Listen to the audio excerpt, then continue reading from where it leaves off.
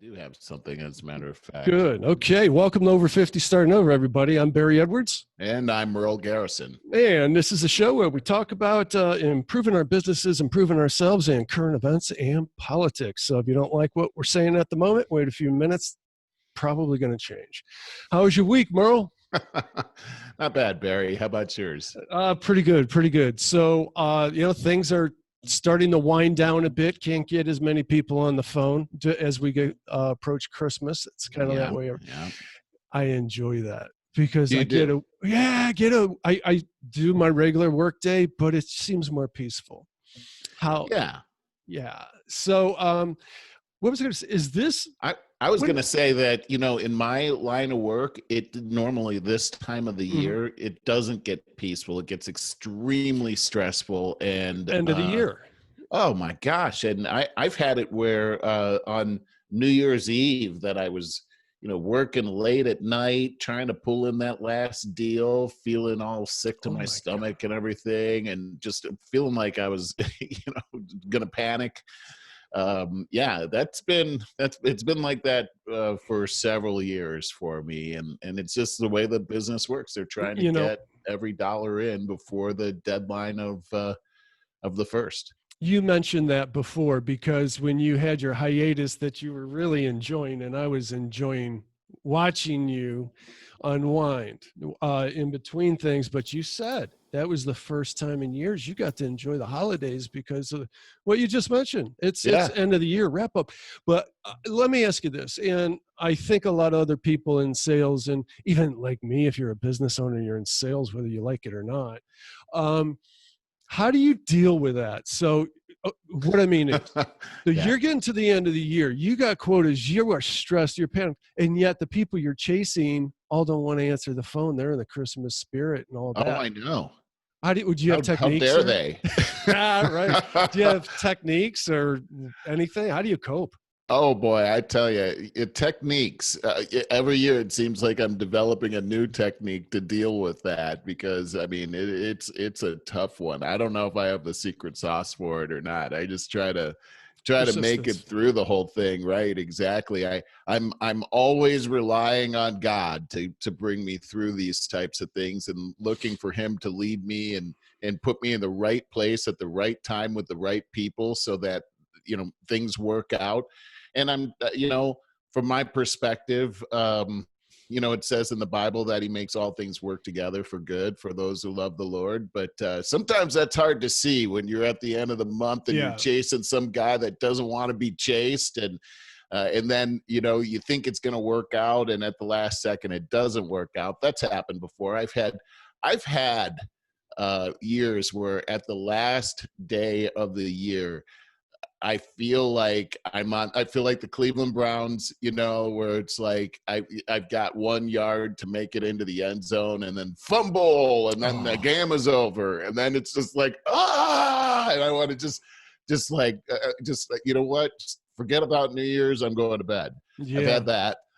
And then I've also had it where it was completely victorious, and it was just like I won the Super Bowl. But either scenario is highly emotional. Yeah. And one of the things that I really have tried to do is try to stay even keel in my career, because you get too high or too low, it's dangerous. Yeah. A lot of people in my profession turn to alcohol in those situations, and that seems to work for some people. It doesn't work for me, because it seems to make the problems worse for me when it takes you off your game.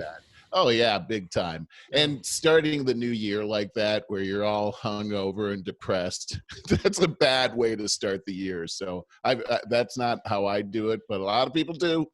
It is what it is. It's what a lot of people are going through right now as we enter into the last 2 weeks of the year. Oh, and a lot more than that with COVID and everything. So many people unemployed. And I've said this a lot of times. I think that we don't talk about that a lot. A lot of people have become homeless as a result of this. It's just horrible, and it's devastating. And what did we all get so far? $1,200. Well, I know some people got a whole bunch more than that, to say the least, but a small percentage of us. So, yeah, just give a little pray to a lot of people who hopefully we'll have a much better 2021. It's not like things are going to turn around on January 2nd, but Well, hopefully it will soon. and I got to tell you, I mean, here in California, as you know, things are pretty locked down. It's pretty intense out here. Freaking depressing. Apparently, the pandemic has had an effect, and we're hearing this week that our ICUs are at zero capacity here in Southern California, which is crazy. But we also have a severe impact on our economy here, and as I drive around, and that's limited now, my ability to get around the town, but when I do, it is sort of depressing, because what we're seeing now is a lot of, especially restaurants, a lot of restaurants now boarded up. Oh my They're God. done. Yeah. And it figures these guys run on razor thin margins anyhow, and you close for a week and they might not be able to survive, let alone what they've gone through over this past year. So it can be tough to deal with as you see your town slowly degenerating. But it is the Christmas season, and I got to tell you, Anne Marie and I, we went out and got we had an artificial tree for a long time. We have a real tree, and it's all decorated, and man, the house smells so good, like That's pine cool. and everything. And Anne Marie's done such a great job of decorating. I just move boxes around. That's what I do. My hands, I break things, so I let Anne Marie handle the delicate stuff. But I'll just move boxes. I'll do the heavy work. But she's made it look so nice around the house, and it is very pleasant here. Amidst all those things, it's very pleasant at my house. I wanted to ask you something. So Christmas is next Friday. I suggest that, which I just figured that out this morning. Right. So I suggest we do a New Year's special. Do it next Thursday.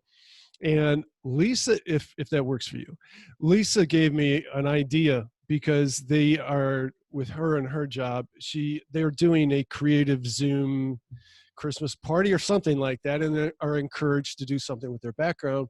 Well, Lisa and I decorate our fireplace and mantle and all that really nice for Christmas, and that's where she set up a little thing where so she could have that as a background. And I was thinking we should try to do something for our Christmas special and show a little Christmassy stuff going on.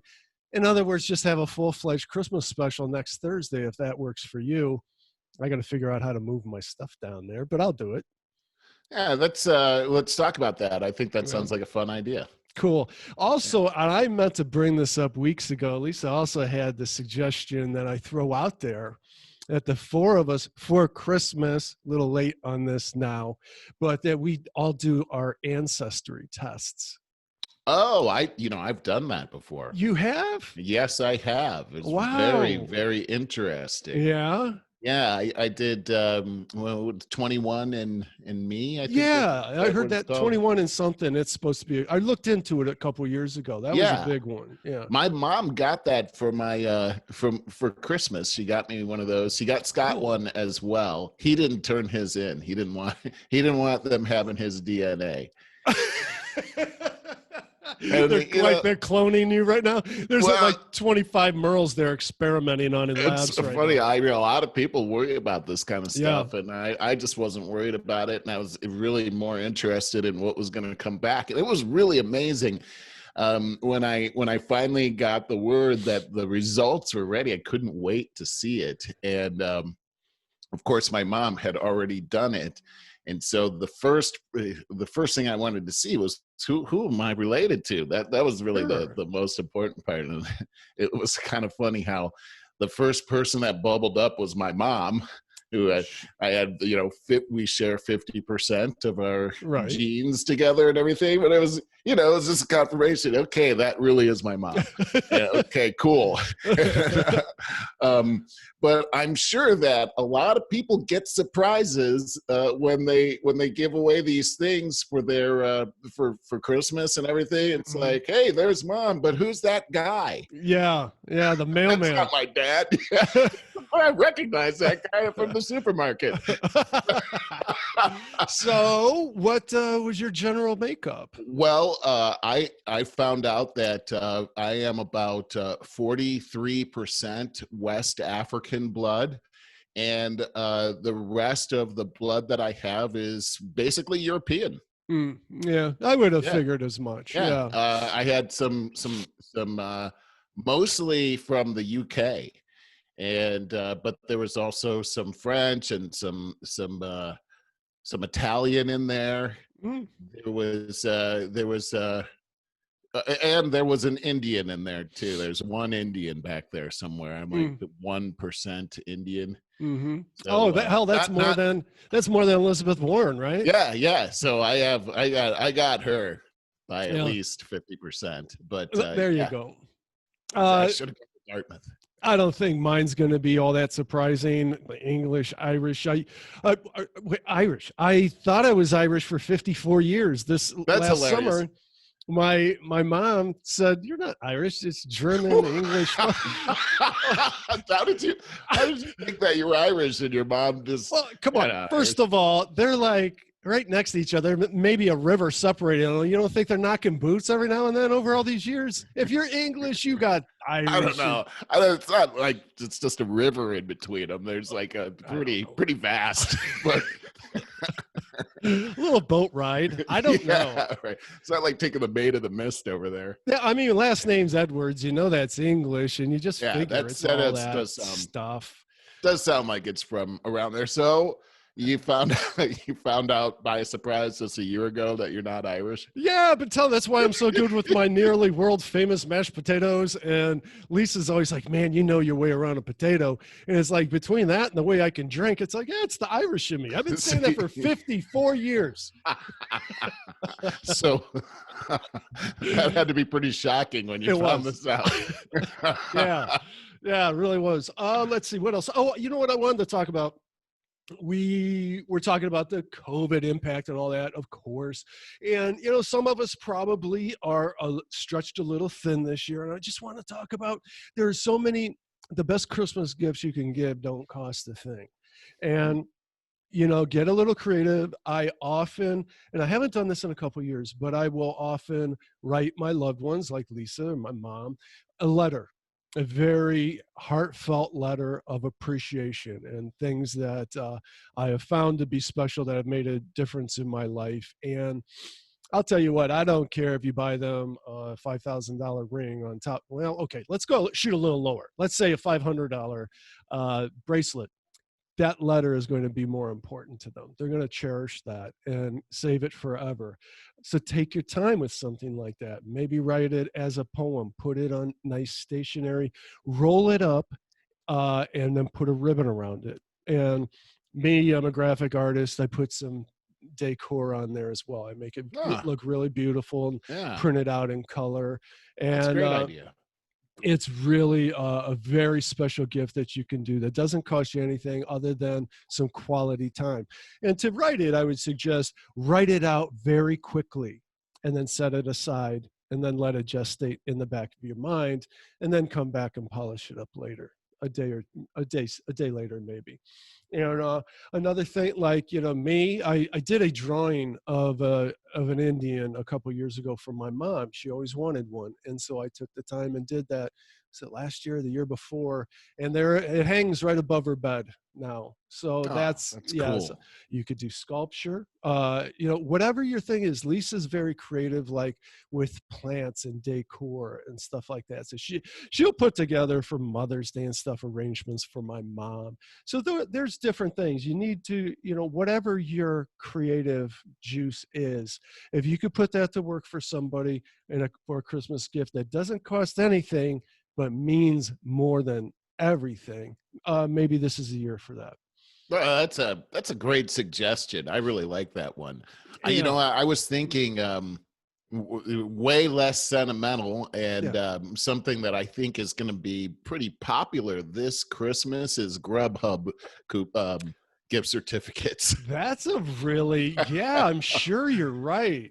Because everybody, people aren't even seeing each other for Christmas this year, and because they're in quarantine, and this is going to be a great thing for that company, I think, because everybody needs to have some takeout at this time of year. And also, we need to be supporting our restaurants that are struggling so hard, like that Denny's down the street from me, and we're keeping them in business. Single-handedly, especially with all the promos you do. They should be giving you free food. Trying to get my neighbors to go. I just walk over there. I'm like, I'm going to Denny's now. Anyone coming with me? Come on. You know, the gift certificate thing seems like such a racket, because who doesn't have gift certificates laying around in their filing cabinet or drawers? Gosh. I got a bunch of them right over here. Yeah. It's like, why don't you just give cash and write a note on it saying this is for Grubhub? And, you know, that way you're always going to use it. Seems so un-Christmassy though, but I tell you what, I got a Grubhub gift certificate from my work. Actually, I thought that was pretty nice. And, no, that is. And so for me, that's a nice thought. It's like kind of the thought that counts kind of thing. So, but I like what you were saying. I thought I'd grab something. Is this it? No, that's not it. But I have this letter on my desk right here that I just keep on my desk. And I just look in there, and in there is a picture, an old picture of me and my dad graduating from college right here.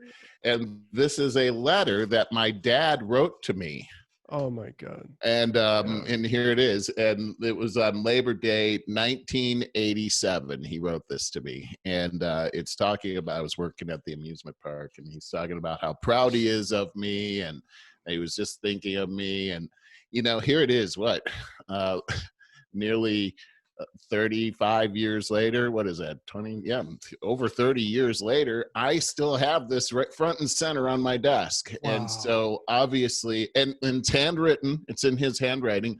I was just thinking while you were talking, I'm thinking, my handwriting is terrible. And so what do you do? I'm thinking, you know what, so what? The fact that he wrote a letter in his own hand, and it's just sort of him, so the essence of him right there that I have with me, and that my dad's proud of me.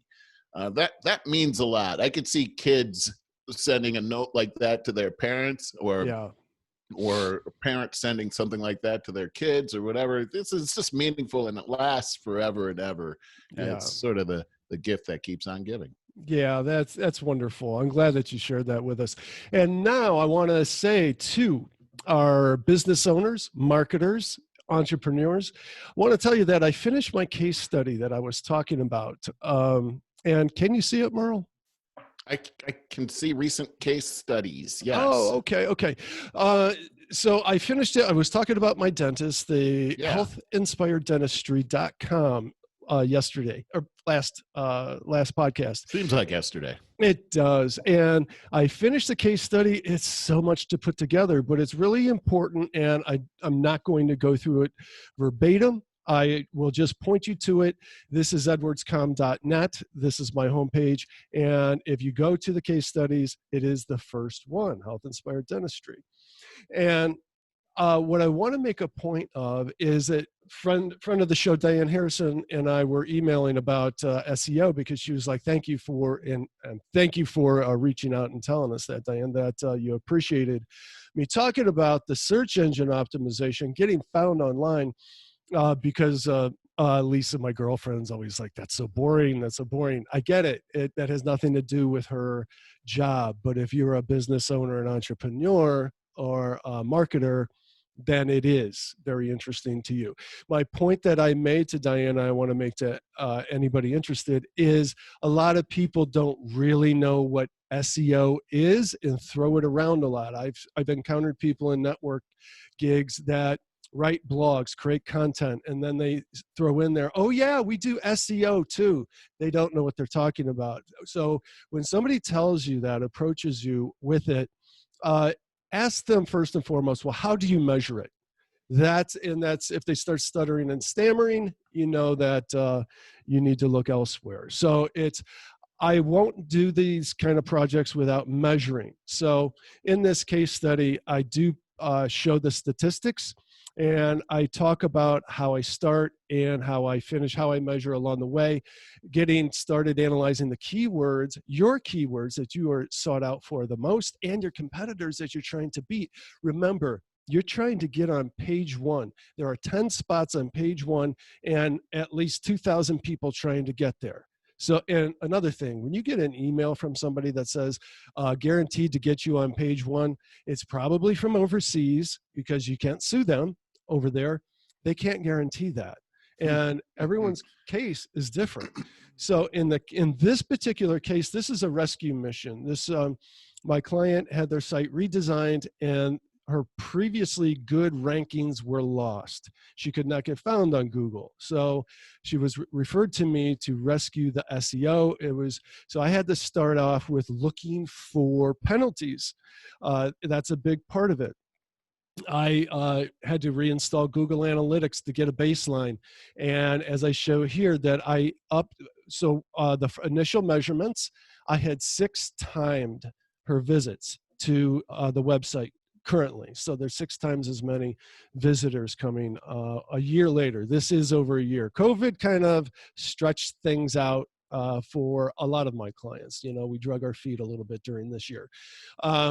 So there is that. And so I talk about how I start on page SEO, meaning looking at the contents, shoring up where things may not be cited. I should say, I got total brain cramp about when you give source material, quotes your source material. Otherwise, it could be seen as plagiarism. So that has to be taken care of, but mostly metadata. And I don't want to get into all of what that is. If you know even a little bit about SEO, you've heard of metadata, and that is the code behind your content. So you got to shore that up. And then you get to off-page SEO, and that is making sure that you're making the most of Google My Business, your entire presence out there, making sure that you don't have discrepancies with your NAP information. That's name, address, and phone number. And then getting listed on all the appropriate mega-directories and as many sub-directories as possible that shows Google that you are legitimate. So there's that. By this time, we get into phase 3, which is your content marketing and social media marketing strategy. And this is to push content out into the highways and byways and hopefully lead them back to your website, which is your headquarters. So this brings us to the fun stuff at the end here. So when we were averaging 44 users per week, a little over a year ago, we're now averaging 226 users per week on the website. So it's quite an improvement. But more importantly, here is the real nuts and bolts of it. I have a whole listing, a giant listing of all the different keywords, our most important keywords that I measured all the way along from the very beginning, on how, and I quote here the most notable keyword ranking jumps, meaning when we were not ranking at all for, in our instance, we wanted to rank in Gates Mills, the city of Gates Mills, as a dentist. No ranking whatsoever. Cannot be found on Google. I got her on page 1 now. And for holistic dentist in Cleveland, there was no ranking whatsoever. I got her on page 2, and I'll get that up to page 1. I will, but that's where it is now. That's huge. Nice. Thank you. Thank you very much. Ozone therapy in Cleveland. Now she's a holistic dentist. She does all kinds of stuff. Botox even. The dermal fillers. Really? Wow. Yeah. Ozone therapy, massages, so all the holistic stuff. And so I got her on page from no ranking whatsoever again to page 1 of Google searches. In she's fact, got to be thrilled with this. Number 4. Thank you. I am more thrilled than anything. It's a terrific case study for me. And again, okay, Invisalign and those invisible braces, a bunch of no rankings to page 2, no ranking to page 1. And you can go through here and see all of these listings, and you see lots of page 1 rankings there. So it was a very successful endeavor, and I want to put this out to people so that if you're wondering what you should be looking for your SEO marketing enhancements, this is a good place to start. I will put the link in the show notes, or you could just go to edwardscom.net, easily find it. But it is edwardscom.net/project/health inspired dentistry. So Wow, what a great service you're providing right here, Barry. I mean, first off, I'm certain, and I could see that Diane was having that experience, that, you know, here we're layman's. We don't know what to look for. All we know is that you know, hey, when I put in this thing, then all this information comes up. Mhm. And yet there's this whole science behind it, and there are people like you that have figured out that Rubik's Cube and can help people to navigate through those waters without wasting time and money. And I would imagine, like what you were positioning at the beginning, you know, from my old carnival days, it sounds to me like is this what reminds me of the 2-for-1 special? Yeah, we'll be able to do that, and we'll throw in SEO too for you. Don't worry about that. I got you covered. Me and my brother. Right. You know, so there's a lot of that's hucksters great out there. Yeah, You know, here's the thing. Everyone's situation is different. You don't know if they have Google penalties. And you know what's funny is I always talk to people. One of the biggest things is people will copy content from other sites and put it on their blogs, and which they get penalized for. Exactly. It's plagiarism. And as a result, they get lowered in their rankings. Correct? And there you go. But the funny look thing at me. I'm picking it up, man. You are. Yeah. Because you used to look at me so blank. What are you talking about? Ranking. Yeah, before. But what's funny is a lot of my clients will just totally try to convince me, like, I really didn't. I didn't steal that copy. And it's like, if they convince me, it doesn't matter. I'm not Google. You know? That's hilarious. So I don't know how it's with all the content that's out there, it seems almost how it might be very hard not to accidentally copy something, you know, or maybe you did make it up, but somebody else already has it. And so there it is. I can see that as well. You know, a lot of, to get around that in a professional manner, it's like writing a college term paper. You quote your sources. And then, you know, you put a link here and say, hey, check out these couple of paragraphs. This is what I'm talking about here. And this is what it means to me. Yeah. Right. So that's really the professional way to do it. It's like I said, it's like writing a college term paper. So yeah, my lawyer client, my law firm, Walliger, we just finished, I mentioned before, we just finished up their website and they got their first client off of it. And I haven't even, now I'm proposing exactly what I just went through with the dentist. And I just sent them the case study yesterday. But we have talked about this before, but they're excited that they already got their first client off of simply the website redo, which if you do that right, do it well, you will get a nice increase in your search engine rankings there.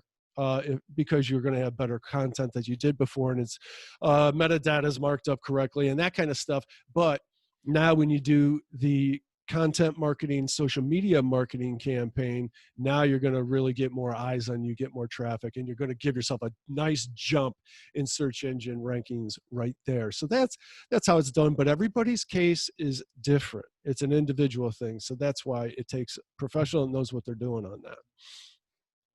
But Very you good. can, like Diane herself, if she goes to the case study, and I offered to give her a free consultation on her own website, I'll take a look at it and give her some pointers.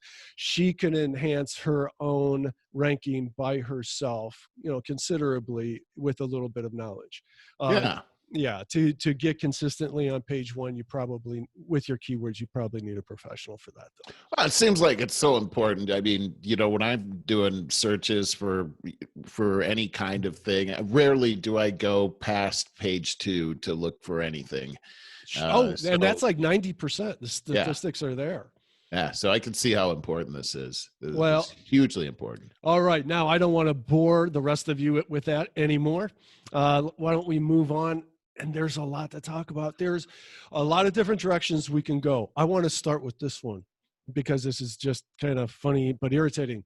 Do you know that the Indians are now doing away with their entire concept? That you took my fun story at the end of the show. Oh no, that's not fun. It's a little infuriating because obviously they did it with the Redskins, and you could make a case for, well, Redskins is derogatory. I still don't believe so. I've said a million times, when you when you pick a mascot for your team, you're Yeah. not looking for something derogatory. You're looking at Yeah. something you feel good about, proud of, and celebrate. So Yes. now apparently, so the Cleveland Indians, first they did away with their Chief caricature, Wahoo. logo, and so now cancel culture has got them. Oh, this just burns me up that we yield to these immature babies, that somebody found a soapbox to get on and cry wolf. I don't think cry wolf is the right one, but to now we're putting out there, what are we going to call ourselves? The Cleveland Rockers? That's a leading one. Oh no, that would be terrible. I bet that's what it's going to be. So non-tough. I mean, Exactly. The Cleveland Rockers, you're going to get your butts whooped. Yeah, I think like maybe we got to stick with animals or something, but sooner or later, some animal. Look, he turned his head when you said Cleveland giraffes, so he feels shame. So stop doing that. Yeah, this cancel culture stuff is this whole offended stuff. The fact that we yield to it. Here's what burns me up, Merle. We can't celebrate Native American Indians now in any regard. What? No, that's been called off. No more celebrating of that. And it's interesting when I was looking at this that the Cleveland Indians have had that name since 1915. Yeah, I mean, this is 1915. Can you believe that? They've been the There were real Indians at that game watching that. They probably half their team probably were Indians. But did you know that before that they had been named the Bluebirds, the Broncos, and the Naps? Naps. So, I don't know. Now, can you imagine being called the Naps? I mean, come on. I don't even know what that means. Were you taking a nap? Yeah, right. What are we talking about here? How about the lethargics? Yeah, let's do that. And there's no way they could be called the Broncos after the drive and the fumble. So you can't go back to that. And the Bluebirds, what? Yeah, really. What kind of name Let's is that? start naming ourselves after flowers now. We're the pansies. We're the Cleveland pansies. The geranium. But they must have been pretty excited when they changed the name to the Indians. I mean, so much. Yeah, it's cool. Yeah, and you're the Bluebirds. You're the Indians. I mean, something to be fearful of when we come to here come the Indians. You know, yeah, so what, not anymore. Indians are coming. Yeah, here come the Rockers. What do they say? Here come the Bluebirds. No one's going to be afraid of that. Right. I don't understand when you're picking out a name for a team. Don't you want it to be the toughest name possible? Cool. So that you want to be cool. And also you want your opponent to be a bit fearful that you're coming into town, like the Indians are coming into, the Bears are coming into town. Atlanta Falcons. The Falcons, right? Cool. The Eagles. Eagles are cool. The Lions. Sharks even. Yeah, the Lions. But you got these other teams out there like the Cardinals. I mean, what? Well, why would you be afraid of that? No wonder they haven't won any Super Bowls. I like the team today, though. Okay. You like the team. Yeah, I do. Like, I don't know. I remember in college we had this talk about the Tampa Bay Buccaneers. you probably don't remember, but you were like, I do remember that. Yeah, really? You're like the tangerine uniforms and come here, Buccaneer. He's got that knife in his mouth. And anyway, it could be cool. Remember when they changed their uniforms, though? How suddenly they were in the playoffs and going to the Super Bowl and everything. So, good move. My theory. I got a good theory. True. Here. Hurricanes. I mean, hurricanes aren't a great thing, but it's a fearful thing. Yeah, hurricane's coming. You don't want a hurricane to come. So the Miami Hurricanes. Well, there are hurricanes in Miami every year, but that's a cool name. It's a cool name. I think it's a cool name too. I think it's a cool name too. So it seems to be a trend. We're seeing this happen. Other North American professional sports teams like the Braves, Kansas City Chiefs, and the Chicago Blackhawks have recently said they don't plan on changing their names, which some feel is pretty insensitive. I don't. I think that those are all good names, like you said, and I'd hate to see them change. And by the way, that 1% Indian in me is not offended whatsoever. I love that. I want to do that ancestry thing. Got to get to that. Hey, did you hear that Time Magazine nominated Harris Biden as Person of the Year? I know this is the craziest thing. It's like you What need did to they put two do? of them together to be a person. I mean, they bastardized it in every way. First of all, what did they do? Well, you know what they did? They unseated Donald Trump, and that's all they needed to, but thus far they haven't had a chance to do anything. So it's just so bizarre. It's like kind of Well, sickly bizarre. the next thing you know, they're going to win, by the 20th of January, they're going to win the Nobel Peace Prize. I mean, There you have it. they've done such a great job so far. Right. But yeah, I heard about that. But, Time Magazine's got a history of putting some pretty notorious people in as Person of the Year. At Cool. one point, Hitler was Person of the Year, Really? Man of the Year. Yep. And so was Stalin. Really? These are the biggest mass murderers ever. Yes. And Hitler was Man of the Year in 1939, and Stalin followed him after World War II. So, yes. Wow, unbelievable. So they're in great company. Yeah, wow, that's a way to put it. Speaking of that, though, and this is just sort of a side note, you do know that the Nobel Prize winner comes out sometime at the end of 2021. Trump's been nominated by several different countries now to win the Nobel Peace Prize. I heard that. That's never going to happen. I don't know. I don't know about that. If it were up to America, then yeah, it would probably not happen. American politicians probably wouldn't let that happen. But why do you say that? Oh, well, the obvious, because we're so polarized today, and he's become this addictive thing. So, I mean, I really do believe that whole Trump hate is a total addiction, and the media knows that and has played into it. And I feel really bad for the people that really have that obsession. And we mentioned before, I think it was even last week, what are they going to do when he actually is no longer president? They're just going to follow him around with cameras like a paparazzi? Oh, God, well, that would be terrible for him. Yeah, terrible for all of us. Has negotiated more peace agreements now than any other president has in history. So the only president that we've had in our lifetime that hasn't gotten us into a war. So interesting. It's pretty amazing stuff. When you start to look at some of the statistics this guy pulled down, it's pretty unbelievable.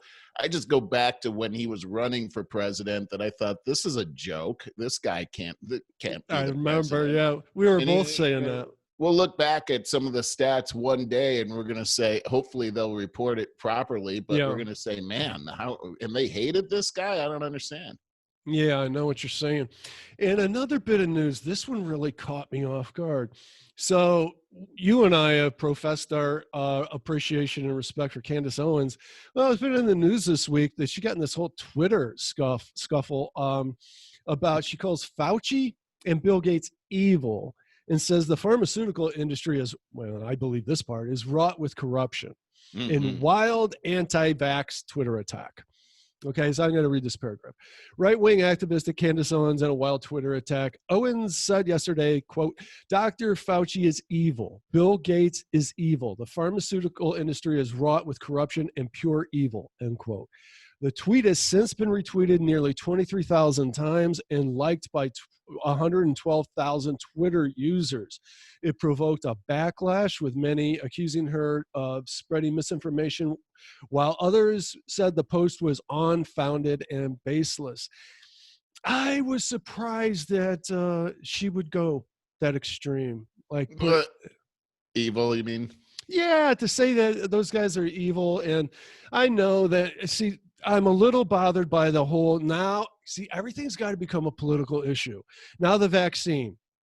I just had a doctor's appointment a couple days ago, and my doctor's like, did you get your flu shot yet? And I said, nah, I hadn't really thought about it, because we don't go anywhere, kind of thing. And he goes, well, would you want to get it? And I said, sure, I don't care. And he goes, good. He goes, I'm really glad. And he goes, would you get the COVID? And I said, sure. I said, it's going to be way down the road for me. So it's, it doesn't even feel like a reality right now, but yeah, I would, absolutely. And he goes, I'm really glad to hear you say that. It's really important, to get this under control, like we did polio and so many other things. I would imagine that you are a complete anti-vaccine stance is my guess. Hmm. Candace Owens is as well. I just I don't like that. I don't like that. I really want to get this thing under control as soon as possible. I know we heard a couple of people that got the, literally a couple of people that have gotten the vaccine. I think in the UK talked about, I was so sick for an entire day. Be careful. Oh my God. Look, man, if I get sick for a day, it's worth it. I'm sure somebody out there somewhere is going to have a horrible, maybe die from it too. But if it saves millions of people, I'm all for this. Now, I don't know. What's your thoughts? Those are my thoughts on it. Yeah, I gotta be honest. I wouldn't say I'm anti-vaccination at all. In fact, I mean, yeah, we've all had a bunch of vaccinations already, and we do know that there have been some pretty amazing things that have happened as a result of vaccinations, like, as you mentioned, polio, or smallpox is another one. Yeah. And it's pretty amazing when you start to take a look at what's happened with this vaccination. And when Donald Trump actually came out with the warp speed program and saying that we would have a vaccination before the end of the year, really the experts laughed at that and said that he was crazy, and that the fastest possible that we could have a vaccination would be at the end of 2021. Do you know that the fastest that we've ever gotten a vaccination before took 4 years, and that was for the mumps? God. Really? And so, yeah, the approval process through the Food and Drug Administration is huge, and being able to circumvent that process takes nearly an act of God. And this is what the administration was able to handle through warp speed. And not only do we have one vaccination that rolled out at the beginning of this week, we just had another one announced this week. So we've got 2 of them before the end of the year, and that is a major accomplishment. Hopefully the Trump administration will get credit for that. It's funny that we were hearing all kinds of back talk about, Trump tries to make me take this, I'm not taking it. I think Kamala Harris said that. But now the Biden and Harris administration are promoting it and saying that they're going to take it as well. I don't know. I'm like you, Barry. It's kind of, by the time it's available to you and me, which probably would be at the earliest springtime. No way. That's what they're saying. So we'll see what happens. At the earliest, it would be spring. Because they're happening right now. The people are getting it right now. Yes. So it's almost like you could say, hey, it's no big deal, but on the day of, or when it's right down, you might think differently. Right now, I'm not really thinking about it too much, to be honest with you. Sure. I do, my real heart on this is that when I look at who's really vulnerable to this, those are the people I hope get the vaccination and get it soon. Because I think those are the people that really need it. And so the elderly, the people with comorbidities, those are the people that this disease is really killing, and they need it first. So for sure. I'm not even afraid of COVID. I've said to other people, either. Don't tell Lisa, but I told other people that there's a part of me that wishes that I'd just get it already and get it over with, I may have had it for all I know. A lot of people feel the same way. That I know. My brother and sister-in-law got sick back in, I think it was October, November of last year, and they had pretty much all the symptoms that they say the COVID people are having. And of course, this was a couple of months before it got here, but then we're finding out it may have gotten here earlier than what we thought previously. So they may have had it. I don't know. I think maybe a lot of people have had it and they just don't know that they've had it. Yeah, it's a crazy thing. But I'm with you in one regard. I can't wait till this is behind us. But going back to Candace Owens, I think it's dangerous anytime you're talking about a subject and you demonize somebody as evil. I do too. I just think that if maybe you're trying she had to a bad day, maybe she does think that they're evil. I mean, and whether she thinks that or not, and it's okay if you think somebody's evil. I just think if you're trying to convince somebody about a point and you say that you shouldn't believe that because the other person's evil, it's probably going to take away from your argument. I think that was a perfectly good way to put that. I think that's the most valid point that we made here today, is that if you go to an extreme, it's like when the far left calls people Nazis, calls Trump a Nazi. You know, this is, oh my God, we got to do the Constitution. There's so much I want to talk about. Because you've opened our eyes up to the fact that that's impossible. In the United States of America, that is absolutely impossible. So what do? You just discredit yourself by going to those kinds of extremes. So we're going to get to the Constitution. I want to mention just super quickly, because it's big in the news right now, Google just got hit with its third antitrust lawsuit since October. And I have a link to that in the show notes. And the new lawsuit comes about a week after many of the same states sued Facebook in a coalition of 48 attorneys generals led by New York's Letitia James.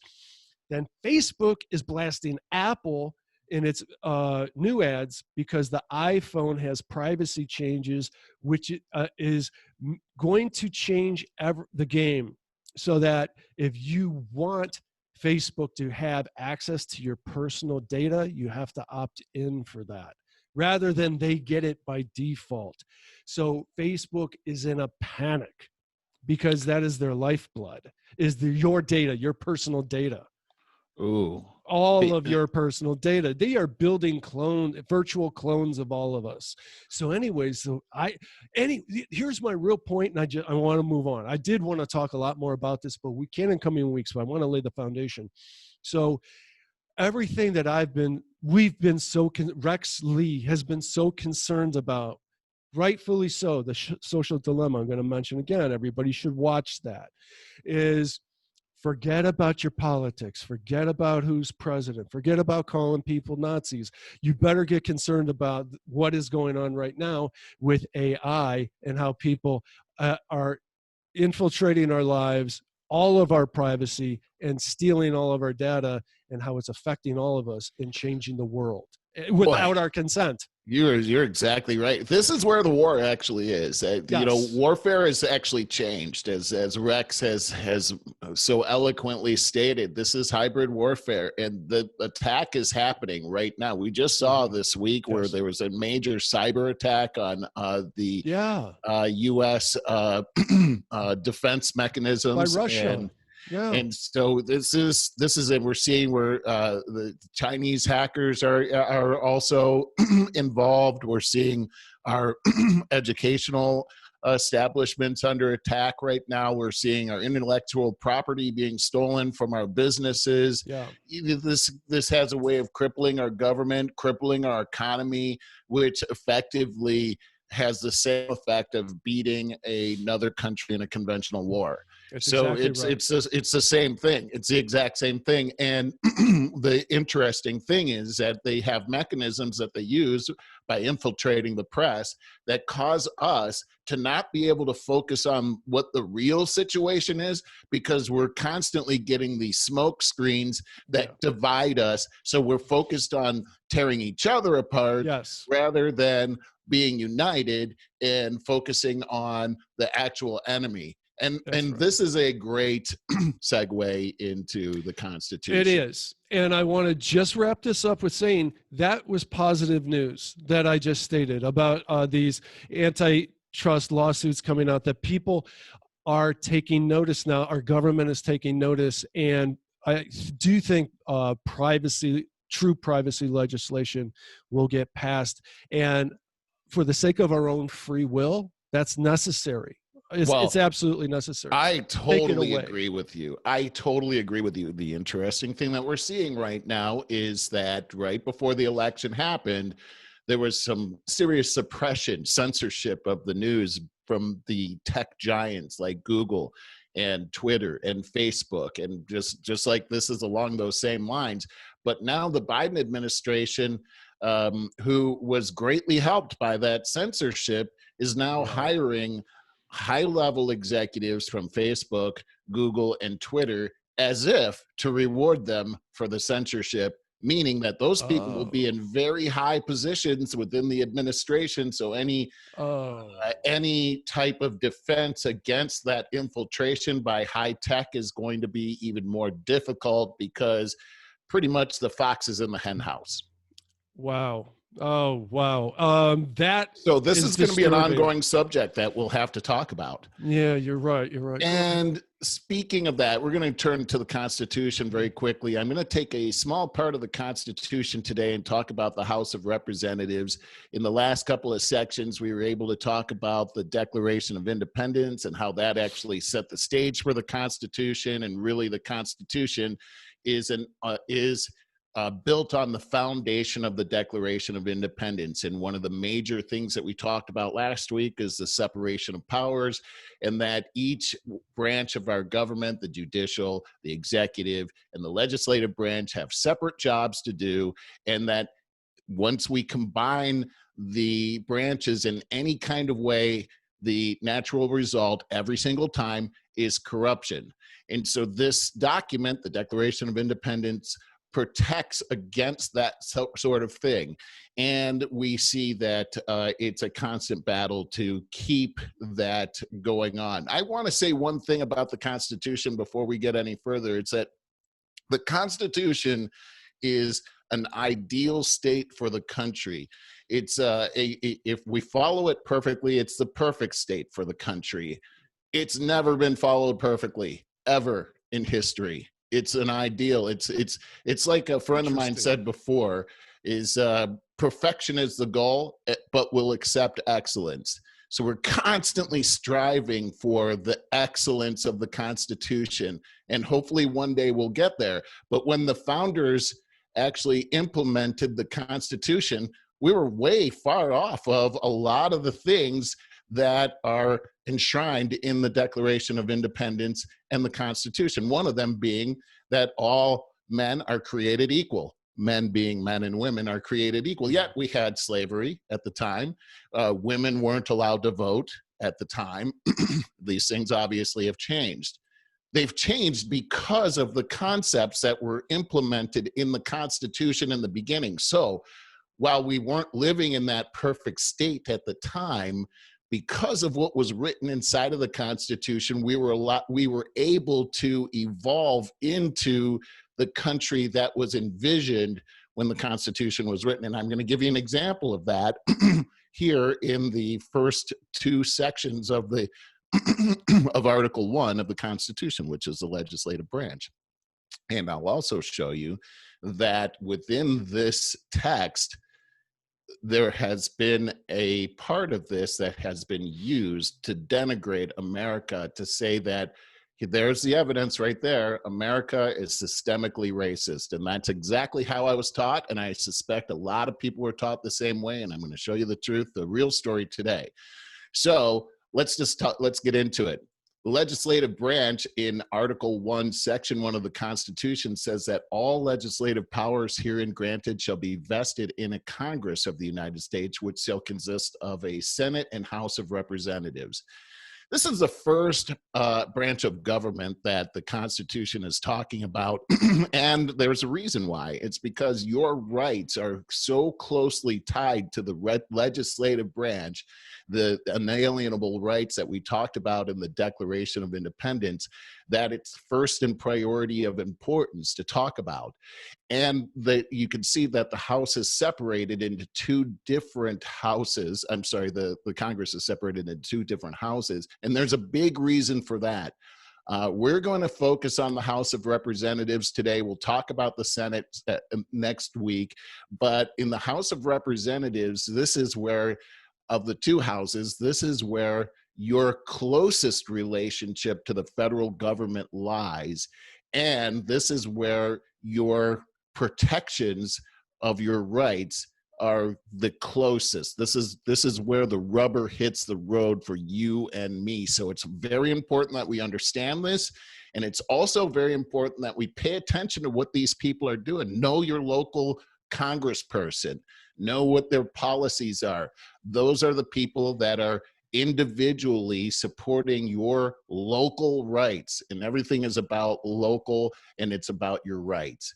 So here we go. The House of Representatives, let's talk about what they're made up of. In Section 2, it talks about the fact that these people shall run for office every 2 years. It's really important to know that the House of Representatives changes, it flips every 2 years. Every single person in the House of Representatives, it's the largest legislative branch, there's 435 representatives. Every 2 years, they have to run for office. Can you imagine that, Barry? I mean, these campaigns are intense. And as soon as you get into office, basically, you've got to campaign all over again to keep your job after 2 years. That means that whatever promises that you've made in your campaign leading up to your election, you better get to work on that immediately, or the people are going to know that, and you're going to get voted out within 2 years. So this is where these people are fully accountable to you.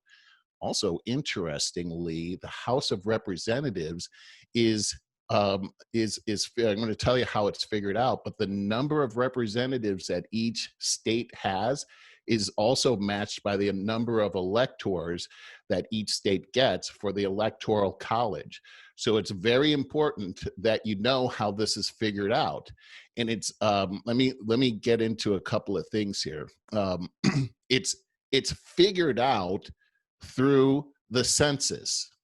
So every 10 years that census comes around, I'm now in Section 3, it talks about— Hey, Merle, I certainly understand most people listen to this, and you're explaining it well, but I just want to say you can share the screen if you want for— Oh, okay. I'm going to pass on that this time, but I appreciate that.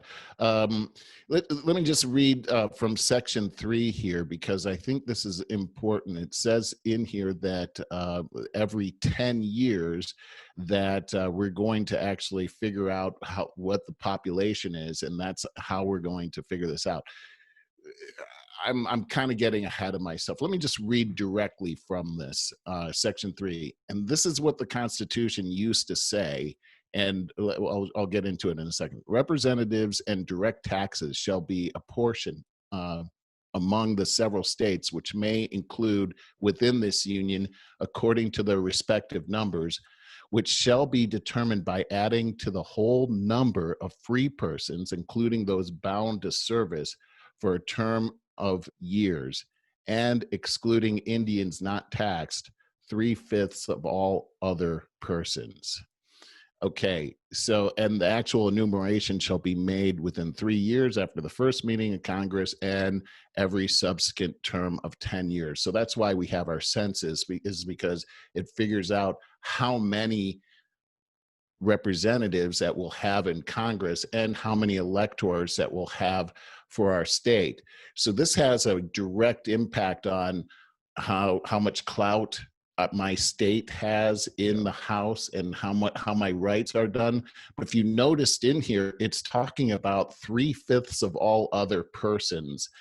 This has actually been removed from the Constitution, replaced by the 14th Amendment, but it's talking about slaves right there. Oh.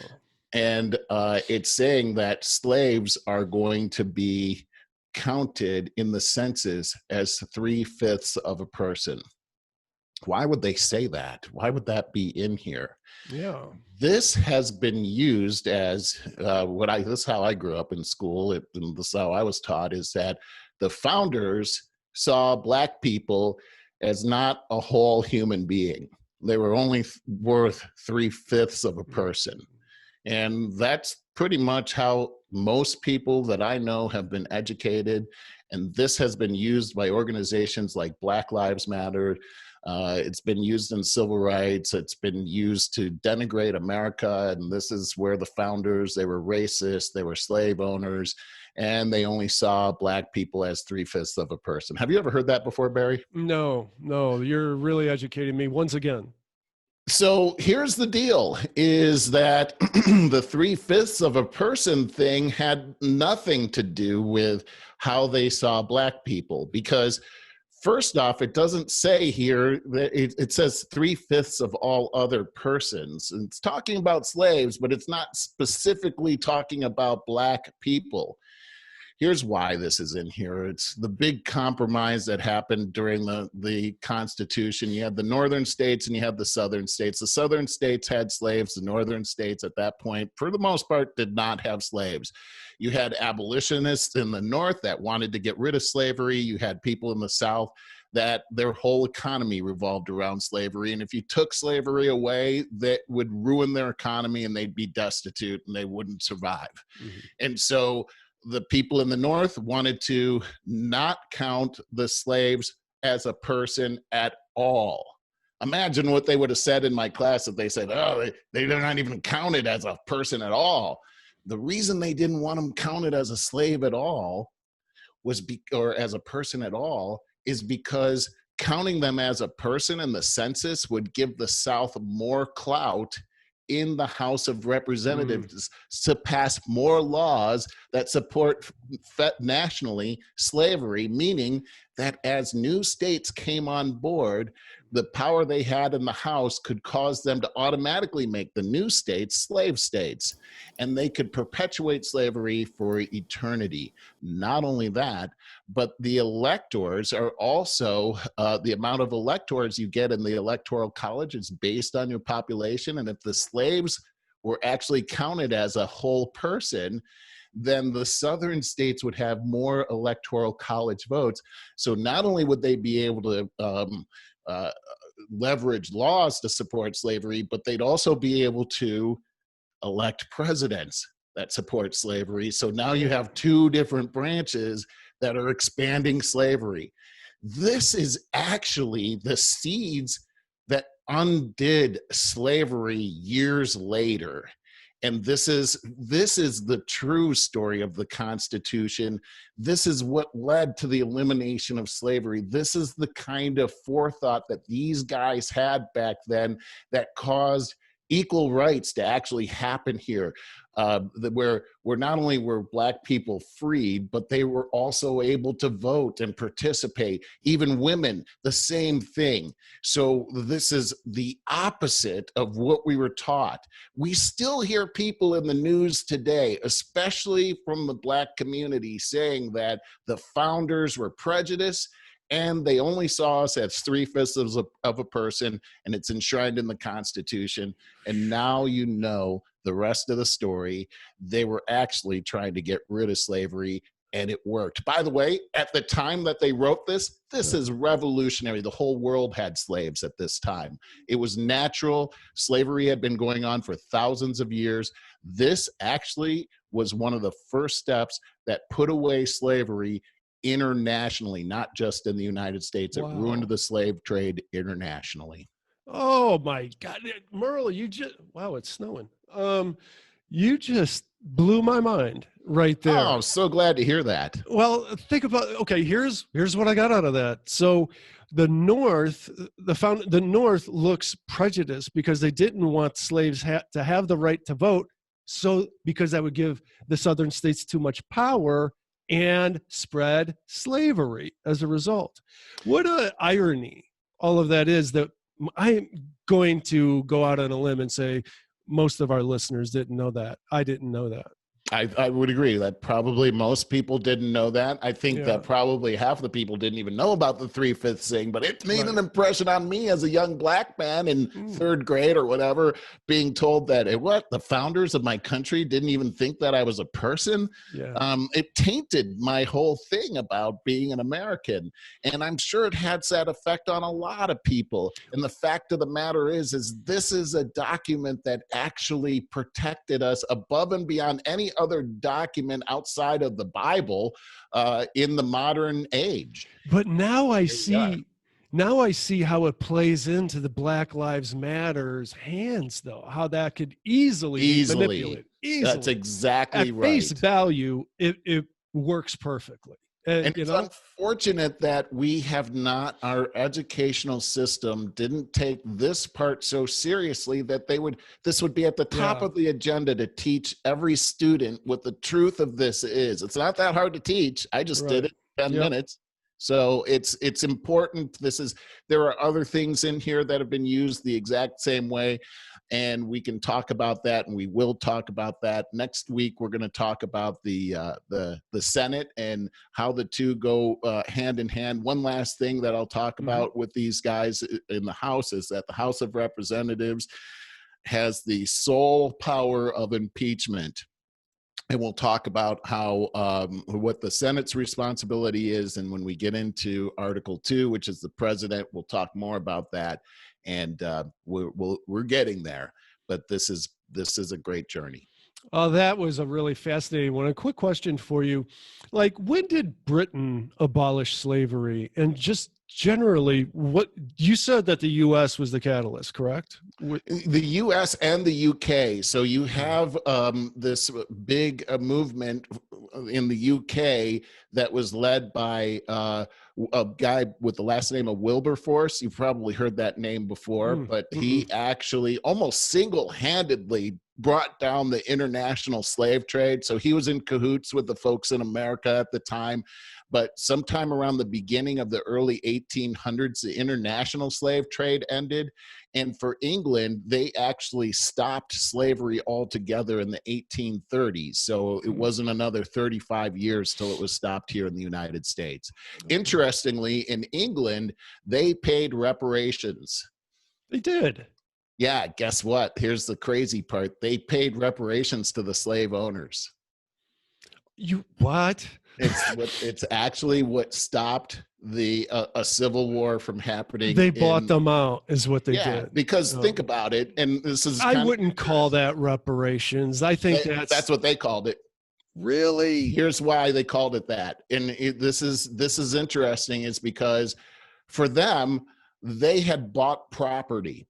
And they were protected under the law by property. And by the way, the Constitution actually protects citizens under the law for property too. And I think it's our Sixth Amendment that says that if the government has to take any property away from you, like, eminence domain, they're going to build a road, they have to pay you the just dues for your property. And so that's what the English government was doing.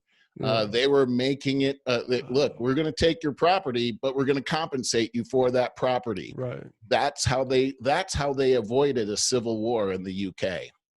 Well, that, again, a little mind-blowing with that irony right there. Yeah, isn't that crazy? All right, so I know that we're running out of time. I do actually have a lighter side story, and that I saved.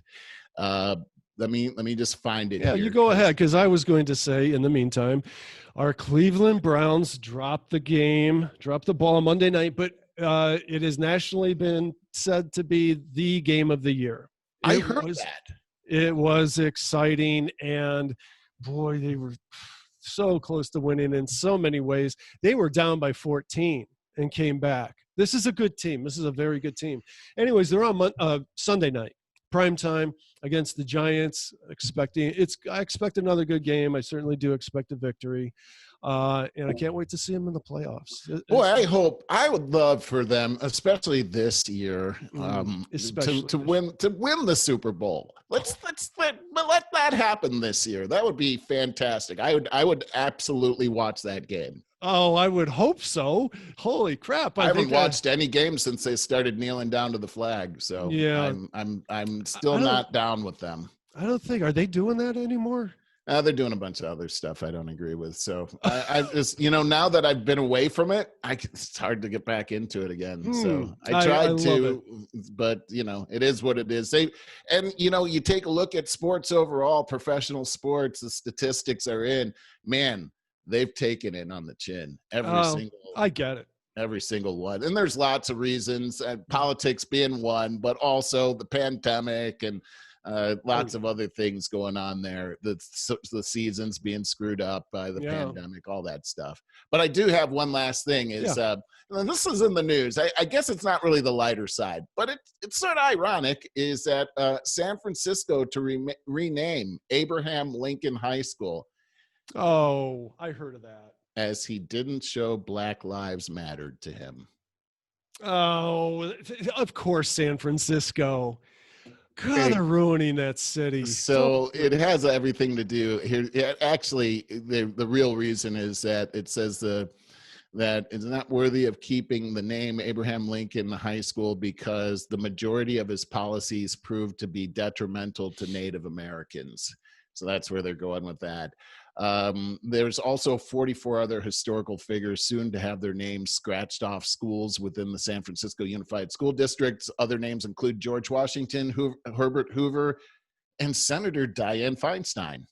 Oh, really? Whose name will be stripped from the Dianne Feinstein Elementary School for allowing the Confederate flag to fly outside the city hall back in 1984 when she was the mayor. Boy, they don't forget a thing. Boy, they like to go back in time and, back as 40 we always years ago. Put today's morality, extremism on back in history. It's ridiculous. And that's something. It is really something. Well, that's how they do it. Oh, I don't know what else to say about that. Well, I just think when you start taking Lincoln down and saying that he didn't care about black people, I mean, come on.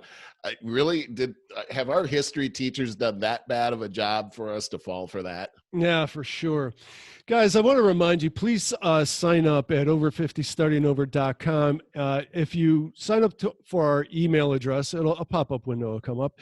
You will get this show and all the notes dropped right into your email box as it happens. That's the most complete thing you could do.